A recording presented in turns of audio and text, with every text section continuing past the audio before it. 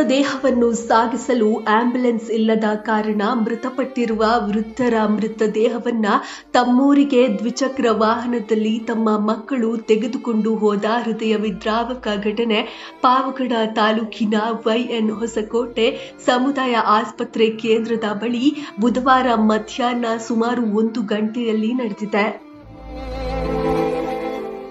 ವಯೋಸಹಜ ಕಾಯಿಲೆಯಿಂದ ದಳವಾಯಿ ಹಳ್ಳಿ ಗ್ರಾಮದ ಗುಡುಗುಲ್ಲ ಹೊನ್ನೂರಪ್ಪ ಎನ್ನುವ 80 ವರ್ಷದ ವೃದ್ಧ ವೈಎನ್ ಹೊಸಕೋಟೆ ಸಮುದಾಯ ಆಸ್ಪತ್ರೆ ಕೇಂದ್ರದಲ್ಲಿ ಮೃತಪಟ್ಟಿದ್ರು. ಮೃತಪಟ್ಟಿರುವ ಹೊನ್ನೂರಪ್ಪ ಅವರ ಶವವನ್ನು ಸಾಗಿಸಲು ಆಂಬ್ಯುಲೆನ್ಸ್ ಇಲ್ಲದ ಕಾರಣ ದ್ವಿಚಕ್ರ ವಾಹನದಲ್ಲಿಯೇ ಹೊನ್ನೂರಪ್ಪ ಅವರ ಹಿರಿಯ ಪುತ್ರ ಚಂದ್ರಣ್ಣ ಮತ್ತು ಕಿರಿಯ ಪುತ್ರ ಗೋಪಾಲಪ್ಪ ತಮ್ಮೂರಿಗೆ ತೆಗೆದುಕೊಂಡು ಹೋಗಿದ್ದಾರೆ. ಈ ಹೃದಯ ವಿದ್ರಾವಕ ಘಟನೆಯ ಬಗ್ಗೆ ಡಿಎಚ್ಒ ತುಮಕೂರು ಡಾಕ್ಟರ್ ಚಂದ್ರಶೇಖರ್ ಅವರು ದೂರವಾಣಿ ಮೂಲಕ ಸಂಜೆವಾಣಿ ವಾಹಿನಿಗೆ ಮಾಹಿತಿ ನೀಡುತ್ತಾರೆ. ಸರ್ ನಮಸ್ತೆ, ನಾವು ಸಂಜೆವಾಣಿ ಪತ್ರಿಕೆಯಿಂದ.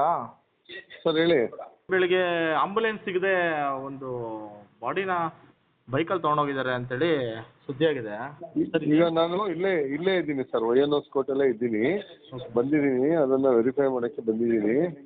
ತಗೊಳ್ತಾ ಇದ್ದೀನಿ, ಎಲ್ಲ ಕರೆಸ್ತಾ ಇದ್ದೀನಿ. ಅವ್ರ ಮನೆಯವರೆಲ್ಲ ಬಂದಿದ್ದಾರೆ, ಇಲ್ಲಿಗೆ ಕರೆಸ್ತಾ ಇದ್ದೀನಿ. ಇಲ್ಲಿ ಕರ್ಸಿದ್ದೀನಿ. 78 years old,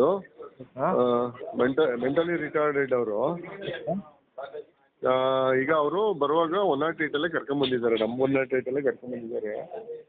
ಕರ್ಕೊಂಡ್ಬಂದು ಇಲ್ಲಿ ಹಾಸ್ಪಿಟ್ಲಲ್ಲಿ ಬರುವಾಗ್ಲೇನೆ ಅದು ತೀರೋಗಿದೆ, ಅದು ಬ್ರಾಡ್ ಡೆಡ್. ಅದು ಇಲ್ಲಿ ಕರ್ಕೊಂಡ್ಬಂದು ಬ್ರಾಡ್ ಡೆಡ್ ಇವರು ಡೆತ್ ರಿಜಿಸ್ಟರ್ ಎಂಟರ್ ಮಾಡ್ಕೊಂಡಿದ್ದಾರೆ.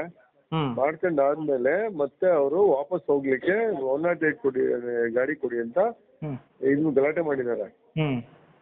ಸೊ ಅದು ನಾವು ಏಮ್ ಅವರು, ನಾನು ಈ 108 ಅವರಲ್ಲಿ ಹಾಕಲ್ಲ ಅವರು ಬಾಡಿನ, ನಾನು ಗೌರ್ಮೆಂಟ್ ಹಾಸ್ಪಿಟಲ್ ಪವರ್ ಇಂದ ತರ್ಸ್ಕೊಡ್ತೀನಿ ಅಂತ ಹೇಳಿ ವೆಯ್ಟ್ ಮಾಡ್ತಾ ಇದ್ದಾರೆ. ವೆಯ್ಟ್ ಮಾಡಿ ಅಂತ ಹೇಳಿದ್ದಾರೆ. ಅಷ್ಟರಲ್ಲಿ ಅವರು ಬೈಕಲ್ಲಿ ಕುಳಿಸ್ಕೊಂಡು ಹೋಗಿದ್ದಾರೆ.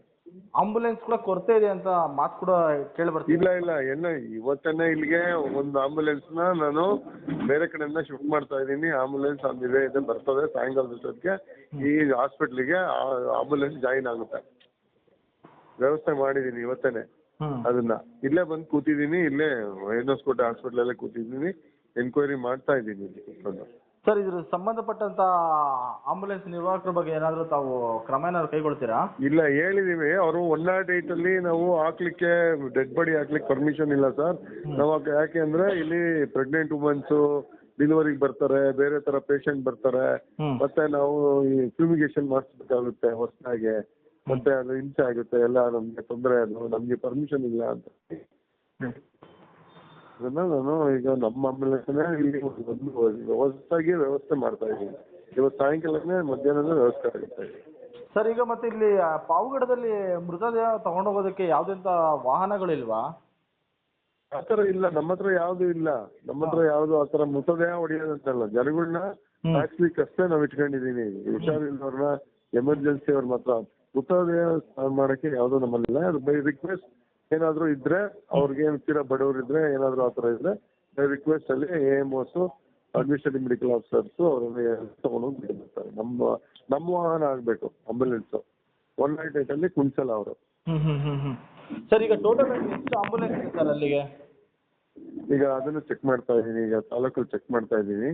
ಚೆಕ್ ಮಾಡ್ಬಿಟ್ಟು ನಿಮ್ಗೆ ನಾನು ತಿಳಿಸ್ತೀನಿ. ಅಲ್ಲ ಸರ್, ಈಗ ನಿಮಗೆ ಗೊತ್ತಿರೋ ಹಾಗೆ ಈಗ ಆಂಬುಲೆನ್ಸ್ ಎಷ್ಟಿದೆ ಅನ್ನೋ ಮಾಹಿತಿ ಇಲ್ವಾ ತಮ್ಮ ಹತ್ರ ಅಂತ? ನಮ್ಮಲ್ಲಿ ಪಾವಗಡ ತಾಲೂಕಲ್ಲಿ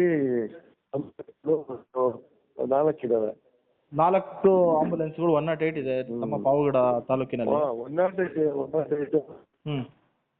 ಆದ್ರೂ ಕೂಡ 4 ಆಂಬುಲೆನ್ಸ್ ಇದ್ರು ಕೂಡ ಅವ್ರೇನ್ ಹೇಳ್ತಾ ಇದಾರೆ ಅಂತ ಹೇಳಿದ್ರೆ, ನಮ್ಮ ತಂದೆಯವ್ರಿಗೆ ತುಂಬಾ ಸೀರಿಯಸ್ ಆಗಿತ್ತು, ನಾವು ಆಂಬುಲೆನ್ಸ್ಗೆ ಕರೆ ಮಾಡಿದ್ವಿ, ಯಾವುದೇ ರೆಸ್ಪಾನ್ಸ್ ಬಂದಿಲ್ಲ, ನಂತರ ನಾವು ಬೈಕ್ ನಲ್ಲಿ ಕರ್ಕೊಂಡು ಹೋದ್ವಿ ಅಂತ ಸಂಬಂಧಿಕರು ಕೂಡ ಹೇಳ್ತಿದಾರಲ್ಲ. ಅವ್ರು ಕರ್ಕೊಂಡಿದ್ದೀನಿ, ಆಯ್ತಾ ಸರ್. ನಾವೇನು ನಮ್ಗೇನು ಅಭ್ಯಂತರ ಇಲ್ಲ ಸರ್, ನಾವು ಖುದ್ದು ತಗೊಂಡೋಗಿದ್ದೀವಿ ಅಂತ ಅವ್ರು ಹೇಳ್ತಾ ಇದಾರೆ ನಮ್ಮ ಮುಂದಗಡೆ. ಕರ್ಸ್ಕೊಂಡಿದ್ದೀನಿ ಅವ್ರನ್ನ.